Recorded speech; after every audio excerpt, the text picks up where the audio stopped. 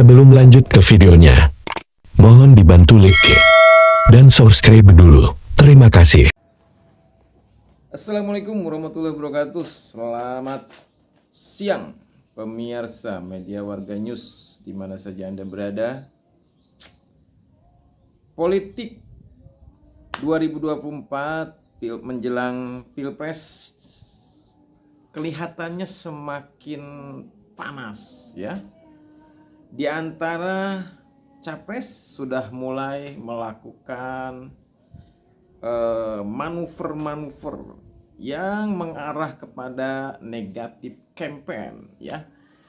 Terutama negatif campaign yang dialamatkan kepada Prabowo Subianto. Dan ini terjadi pada setiap kali Prabowo mencalonkan presiden. Jadi ini menjadi gorengan yang sangat empuk ya. Entah siapa yang mendesain ini semua.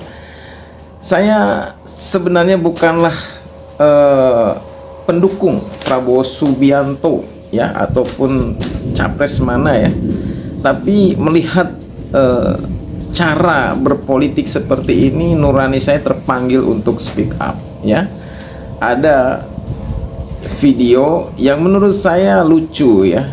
Dia mengatakan mewakili suara korban kerusuhan 98 13 Mei atau 21 Mei saya lupa ya, 98, yaitu yang tewasnya mahasiswa sebanyak 13 orang mahasiswa ya. Dan dia mengaku anak dari korban tahun 1982, di mana itu adalah zaman adanya pembunuhan misterius memang ya. Kalau tidak salah itu pada zamannya si LB Murdani ya. Intinya itu adalah orde baru. Jadi Prabowo Subianto ini disatu paketkan dengan orde baru ya. Ini lucu ya. Bahkan dia bilang waktu itu saya umur 1 tahun gitu ya. Cobalah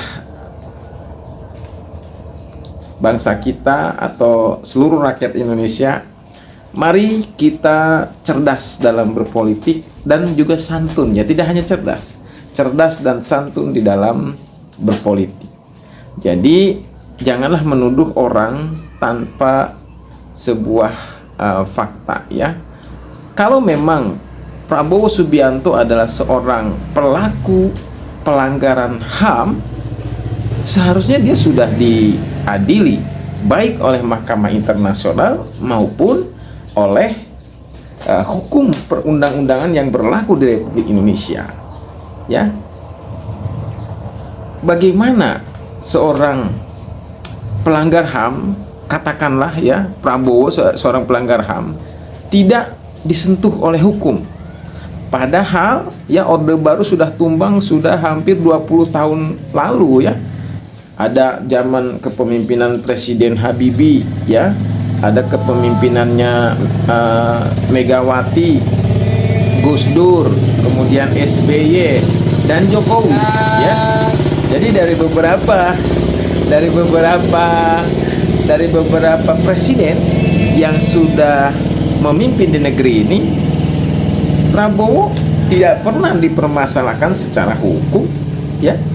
Kalau memang Prabowo adalah melakukan pelanggaran HAM berat, itu saja. Jadi Kemon jangan ini ya, jangan menggoreng-goreng isu yang itu lagi gitu ya. Itu menunjukkan bahwa Anda tidak berkualitas sebenarnya.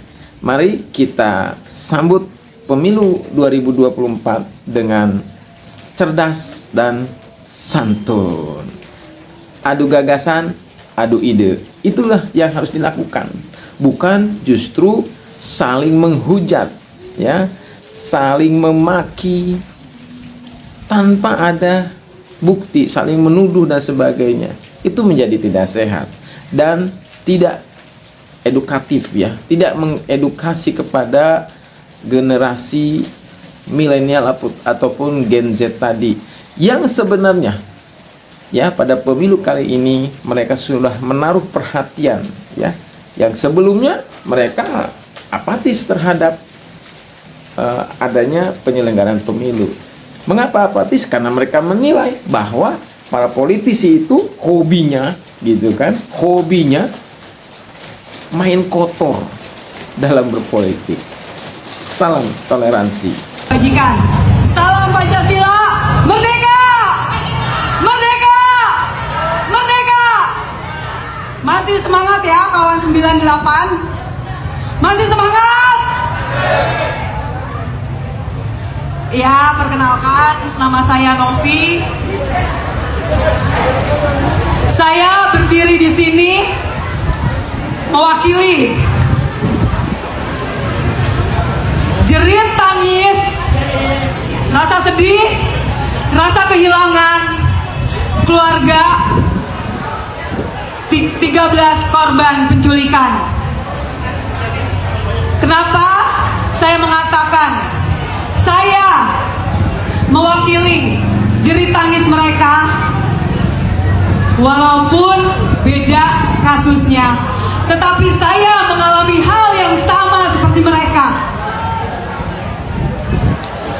Saya adalah anak korban penembakan misterius tahun 1982, dan pada saat itu umur saya masih 1 tahun. Maka dari itu, buat saya secara pribadi mengatakan haram memilih Prabowo, haram dipimpin oleh antek-antek Orde Baru.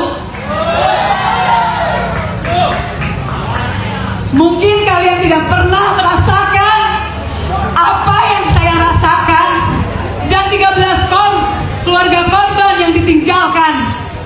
Bagaimana rasanya kehilangan orang yang dicintai. Dan hingga detik ini, baik penembakan misterius, baik kasus hilangnya 13 aktivis, belum pernah menemukan titik terang. Di mana keadilan buat kami? Di mana keadilan, wahai sang penguasa?